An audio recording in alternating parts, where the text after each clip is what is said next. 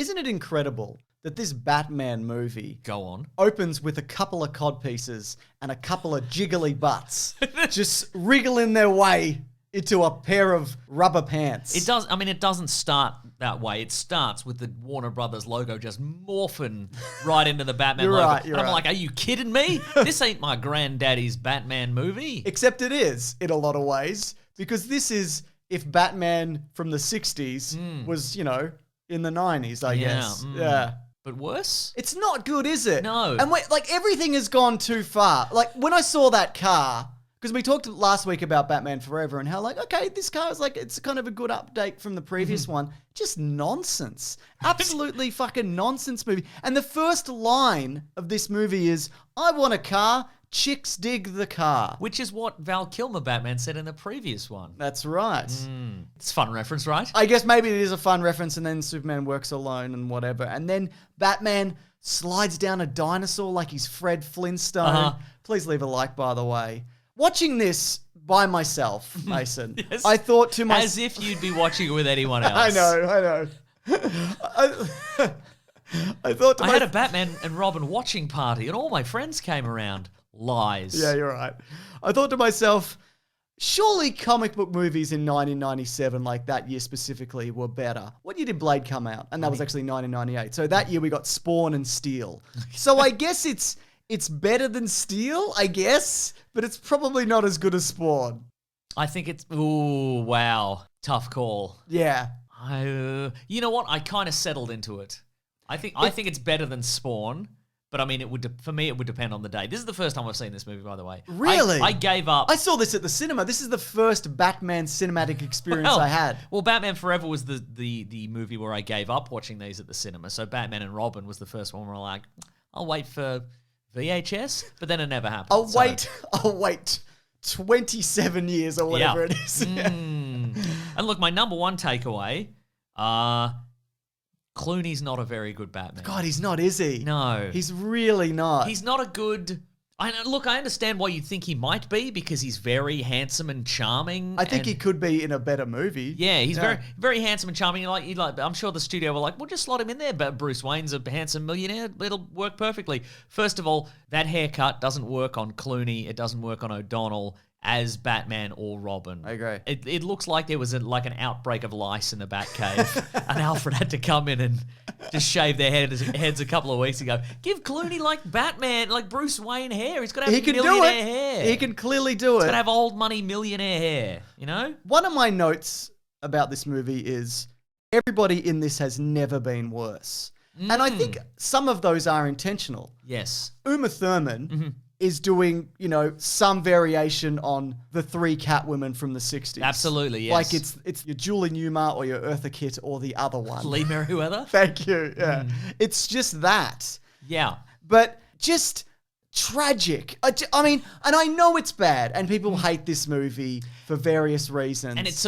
And look, we know it's also supposed to be camp. Exactly. But it doesn't work in this one. I think it worked better. I can't believe I'm saying this, but I think it worked better in the previous one. Of course it did. Yeah. By tenfold. And I know, there's minor things that people have been upset about, like the bat nipples. But honestly, who cares? That's such a minor thing. But some of the designs in this, like I mentioned, like the Batmobile and the sets and that, my God. Like that Mr. Freeze suit. What the fuck were they thinking with that? Too much going on. Just do the Art Deco thing that was popular at the time.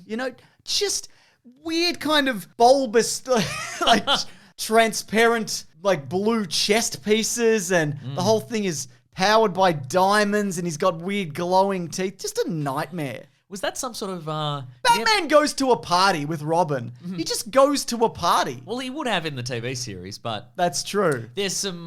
there's some very Batman TV series stuff in this, look, and again, like I said, I settled into it. I'm like, okay, if this is what I have to watch for 2 hours, I guess that's fine. I'd rather be watching... But the question is, what was Schumacher aiming for with this movie? Whatever the studio said. Put a bunch of toys in it. Here's what he said. There's some very Hot Wheels looking car chases in this. Boy, is there. Like if you said, okay, how they did this is they just got the actual toys and just ran them down a Gotham City statue or a landmark or something, and then with somebody's actual fingers, and they just blue screened the fingers out, I'd be like, yeah, that's probably possible, sure. It feels like it goes, bigger with moments like that in the action sequences, or it gets just really claustrophobic on very cluttered, like rubbery, bouncy sets. And uninteresting fight sequences as well. Really.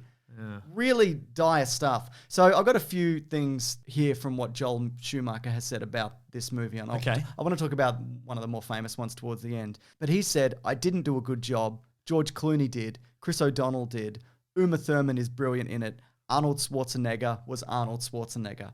And that is certainly true. Like, he's limited as a performer, especially at this point in his career. I think he has gotten better, but you really need like a James Cameron, or you put him in like a Commando or like a Conan, the good Conan, to make use of him. Like, here as this, it's just no thank you. And also, let me tell you this. I based on the memes going into this movie, I'm like, oh, Mr. Freeze is all cold puns.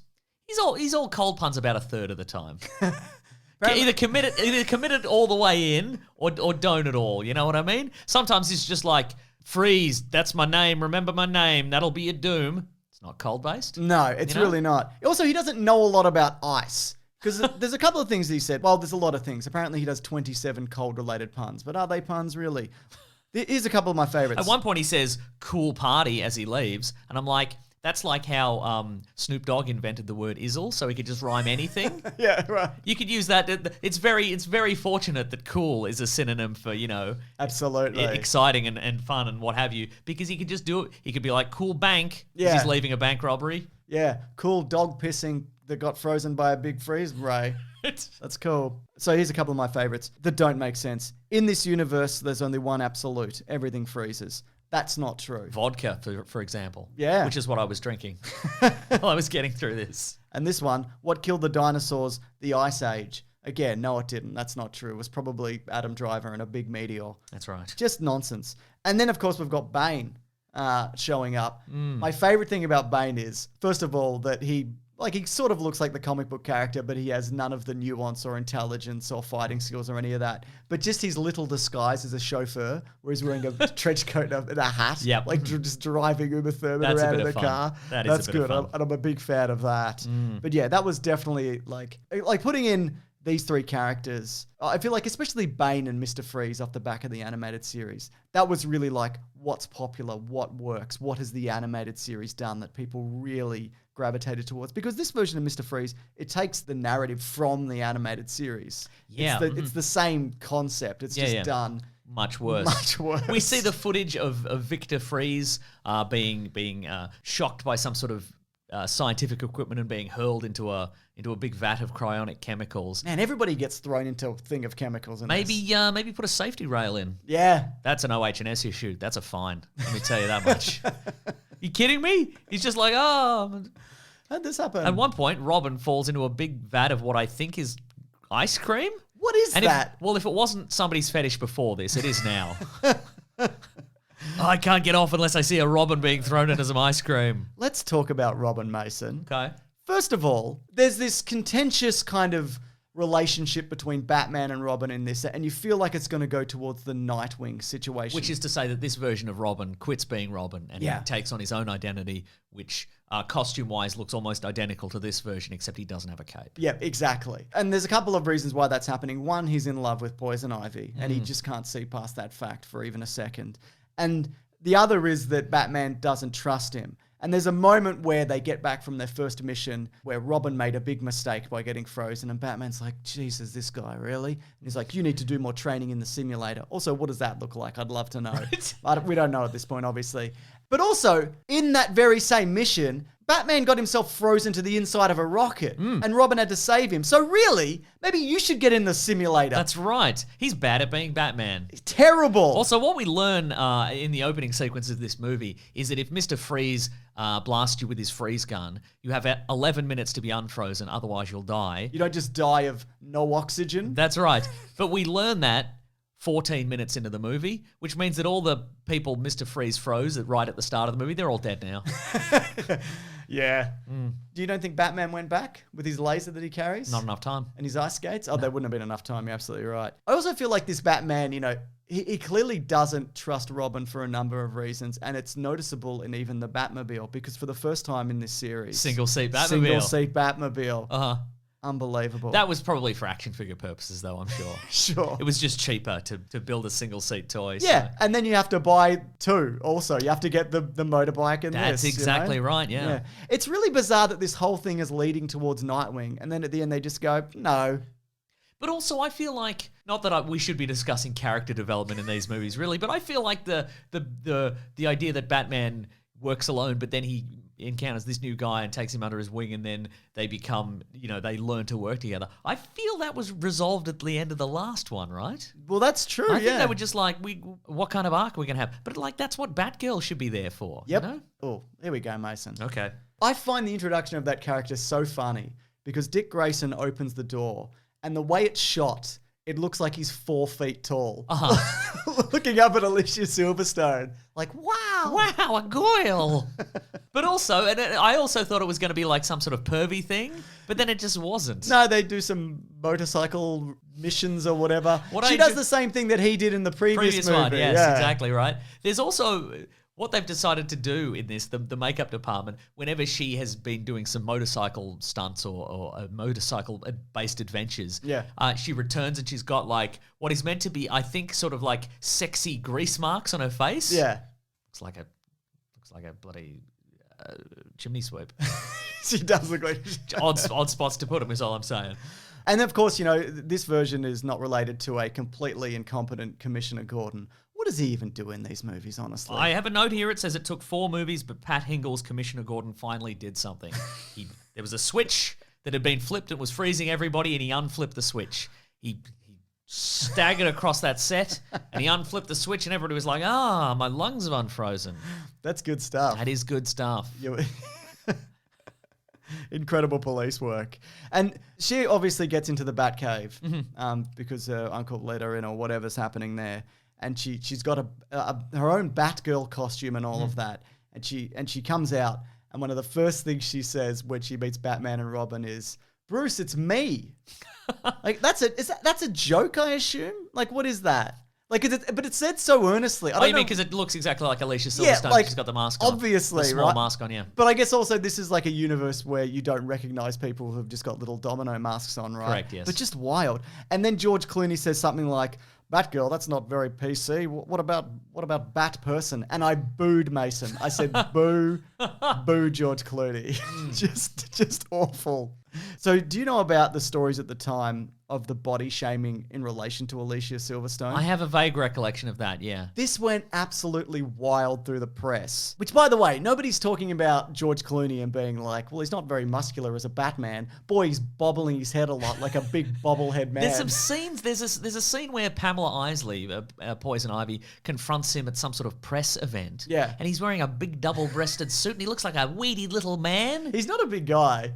From somebody... Allegedly, he's 6 foot tall. I looked it up. He's absolutely not 6 foot. Yeah. He's not 6 foot tall because I know somebody who's seen him in real life. Yeah, right. And was like, no, he looks like a little bobblehead man. Interesting. Like he's got an enormous, like man-sized head. Right. On like a little body. That's often the way with Hollywood stars, I believe. It presents really well on But Uma camera. Thurman, I looked up also, is listed as 5'11" and 3/4 or something like that. So she's 6 foot if she's a day. Because I'm sure they work backwards. They work in reverse for female stars, I imagine. Absolutely, yeah. But clearly they were like, we've got to make her look teeny-tiny and George Clooney look real big. Didn't work. No, absolutely not, yeah. But all these stories came out at the time that, she wasn't fitting into the costume properly. And this is Alicia Silverstone. This is Alicia Silverstone. And one of the press articles from the time from EW, Entertainment Weekly, was that she looked more like Babe the pig than a babe. Brutal. I know, right? And apparently... she looks incredible. I don't know what... Like, how could you look at that person and go, hideous? Also, if was this like Paris Hilton? How small do you want the costume to be? Yeah. Completely. Was this the era of like your Paris Hiltons? This was pre just that. pre that. Okay, yeah. but this would have been that era of like probably like American like Pie, a Kate Moss heroin chic kind of right. Situation. Yeah. So remember, like it was like, well, look, one of the Spice Girls is really fat, and it's like, Which one? What are you talking about? Yeah. Yeah, like because that was the era where like female stars had to be dangerously thin. Ally McBeal, and a lot of these stars have since, opened up about this, how like they were basically starving the entire time, for years on end. Lara Flynn Boyle? Yeah, absolutely. Rail thin. This is a true story as well. A storyboard artist on this film even drew her being cinched into a corset, which was a rumor that like they had to, like just really wrap her up in this suit and then put it up on the wall. And this person nearly got fired for it, but then didn't because he didn't sign his name to it. So they're like, we can't exactly... He reverse Bob Caned him. Exactly, yeah. Wasn't me.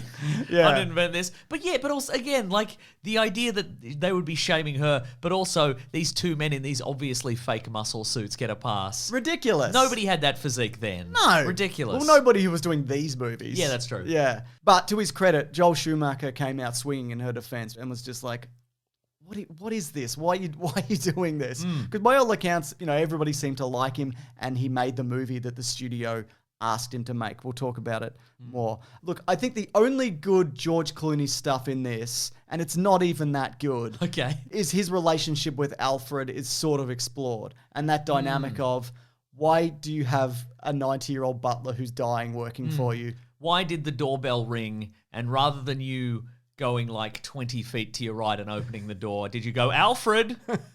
Open the door, Alfred.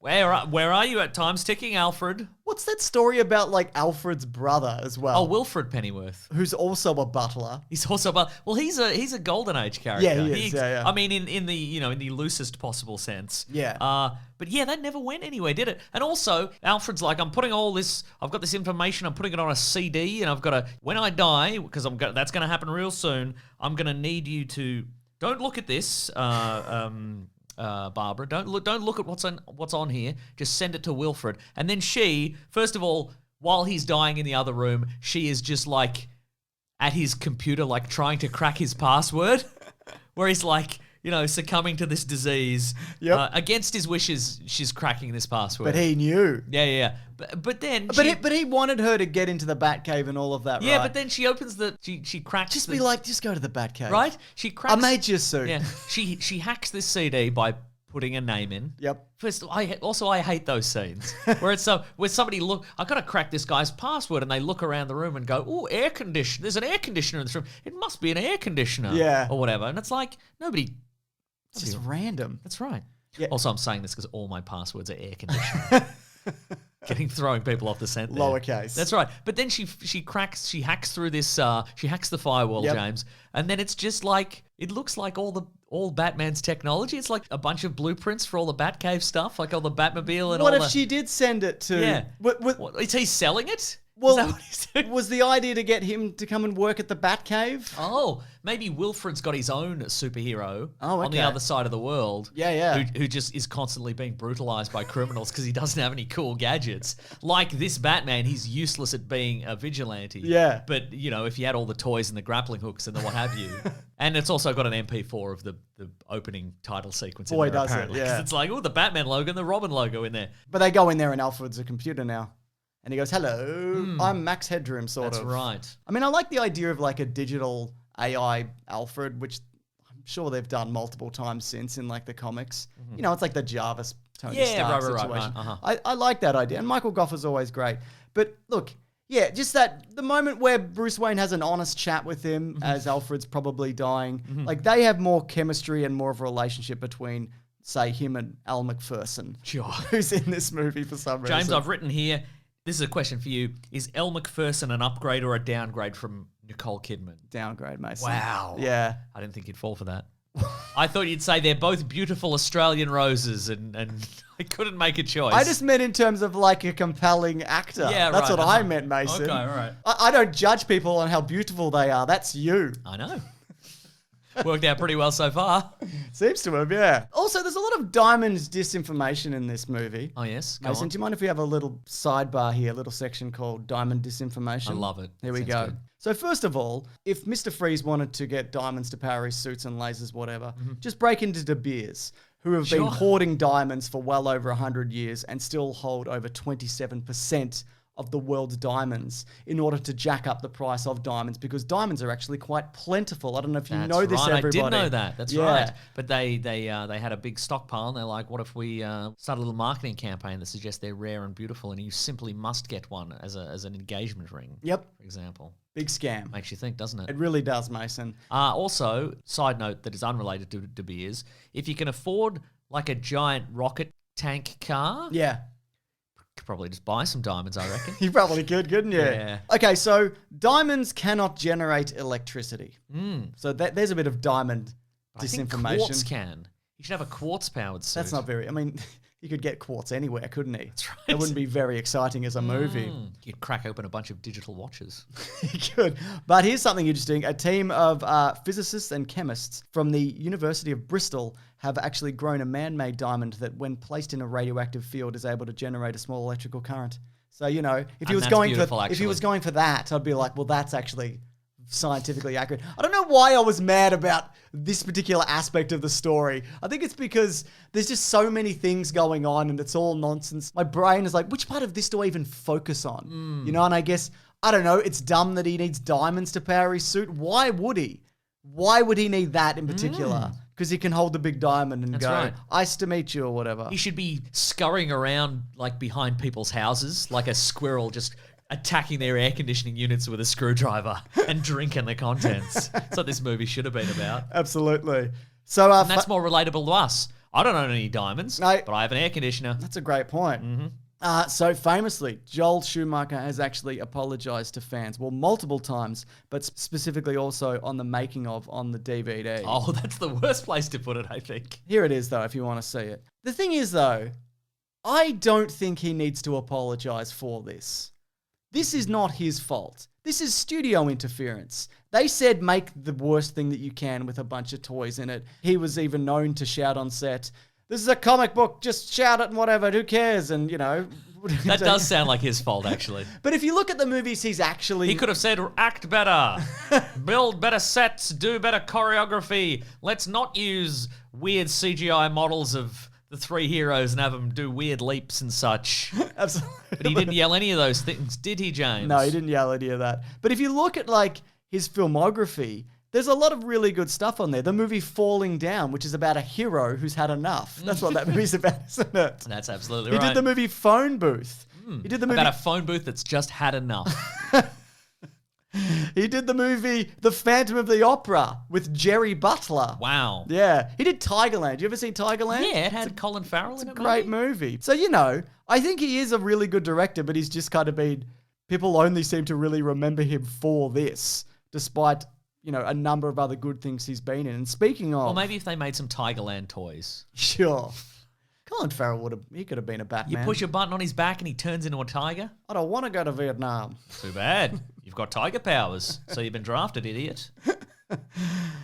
So George Clooney, apparently it's been said, this is the Hollywood rumor, that he will refund you if you mention to him in person that you saw Batman and Robin. And he did take this as a career move, because if you look at, like, Michael Keaton, if you look at Val Kilmer, it didn't hurt them, I feel. I would even say, though, I don't think it hurt him that much either, because as a result of getting this, he was already kind of getting more movie roles and he was known as a movie star. He'd already kind of transitioned, or was very much in the process of becoming like a television guy to like a leading movie man. That's you right. know? He left behind. What? The Yeah, TV series He did. Yeah. Apparently, it was about a man who erred on the side of caution. That's right, and he took a long time to think of what he needed to say, much like us. Apparently, though, he still keeps a poster of the film in his home office as a warning to himself. Anyways, it's time for Green Trivia / that guy shouts Rodney. Here now, it it's is. called Green Trivia, James, because, of course, Poison Ivy is quite green, Yeah, that's right. That's correct? No, it was in the Green Lantern episode. Oh, sorry, I was just trying to help. Don't do that. Wow. This is a lesson about us working as a team. Yeah. I think. Don't do it. Yeah, don't do it. So John Glover appears in this as Jason Woodrue. That's right. He was also, of course, Lionel Luthor in Smallville, the Riddler in Batman the Animated Series, and Mr. Savannah in Shazam.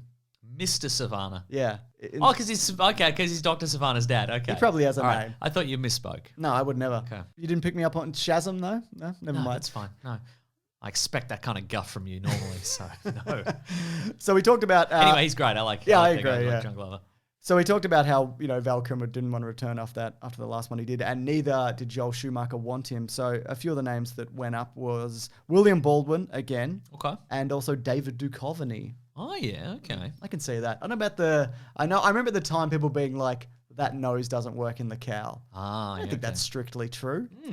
If they can squeeze a big jiggly butt into a pair of rubber pants, That's right. you can do something with David Duchovny. Yeah, that's right. Yeah.